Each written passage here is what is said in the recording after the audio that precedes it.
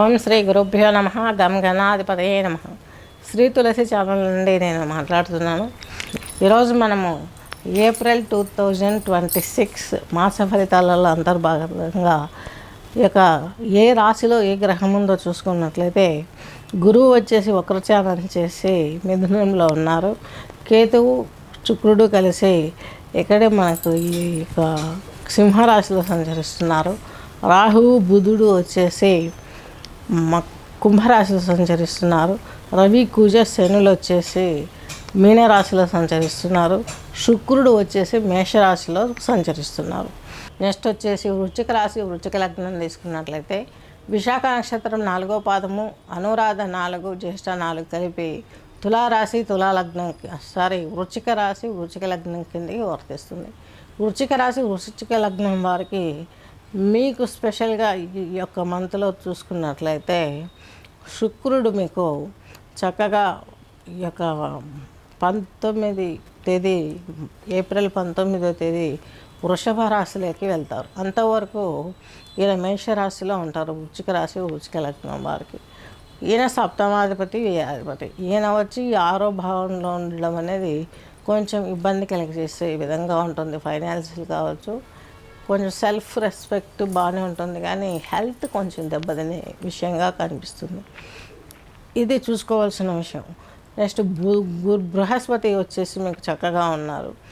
వృశ్చిక రాశి వృశ్చిక లగ్నం వారికి తీసుకున్నట్లయితే రాహు బుధులు వచ్చేసి మీకు చతుర్థంలో ఉన్నారు. ఇది మంచి గమనమే.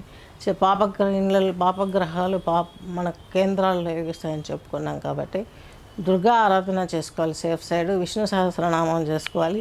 వాయు సంస్థలు అలాగే భూగర్భ సంస్థలలో పనిచేసే వారికి, కార్మికులకు, ఇలాంటి వాళ్ళకు కొంచెం ఇబ్బంది.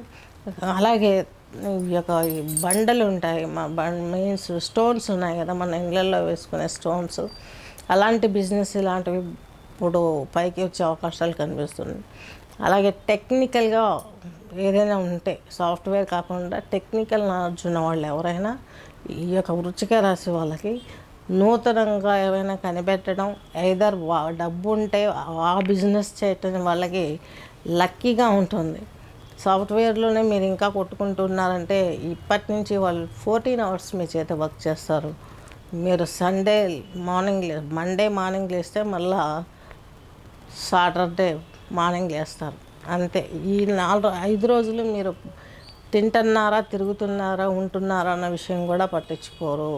అలా ఉంటుంది. ఆ వృత్తులు అలా ఉంటున్నాయి. వచ్చే దుష్ప్రభావాలు ఇలా రాబోతున్నాయి. కాబట్టి యాజ్ టీజ్గా మనము ముందు స్టెప్ గ్రహస్థితిని బట్టి తెలుసుకున్నాం కాబట్టి ముందుకు స్టెప్ వేయడం ఎంతో మంచిది.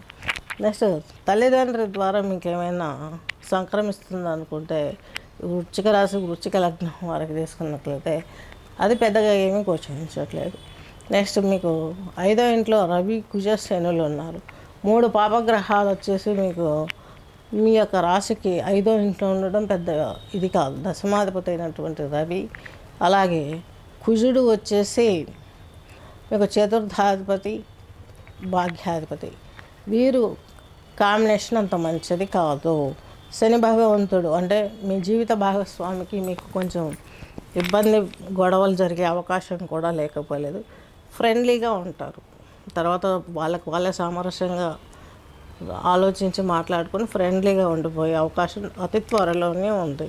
అది కూడా ఎప్పటి నుంచి అంటే 19వ తేదీ నుంచే బాగుంటుంది. శుక్రుడు చక్కగాను మీకు మీ సప్తమ భావంలోకి వెళ్తాడు. ఆయన ఓన్ హౌస్ కాబట్టి అక్కడి నుంచి మంచి జరిగే అవకాశం స్పష్టంగా ఉంది.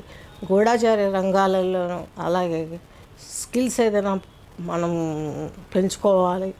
ఐదర్ అగ్నిమాపక సిబ్బందులలో ఉద్యోగాలు ట్రై చేసే వారికి, అలాగే కొంచెం కొత్త యంత్రాలు కనిపెట్టాలనే వారికి ఇది మంచి పీరియడ్. ఈ టైంలో మీరు చేసినట్లయితే బాగా జరుగుతుంది. బిజినెస్ కావచ్చు, ఒక వృత్తి మీకు మీరు జనరేట్ చేసుకునే ఒక వృత్తి మీకు మంచి ఫలితాన్ని ఇచ్చే అవకాశం చాలా స్పష్టంగా గోచరిస్తుంది. స్వస్తి.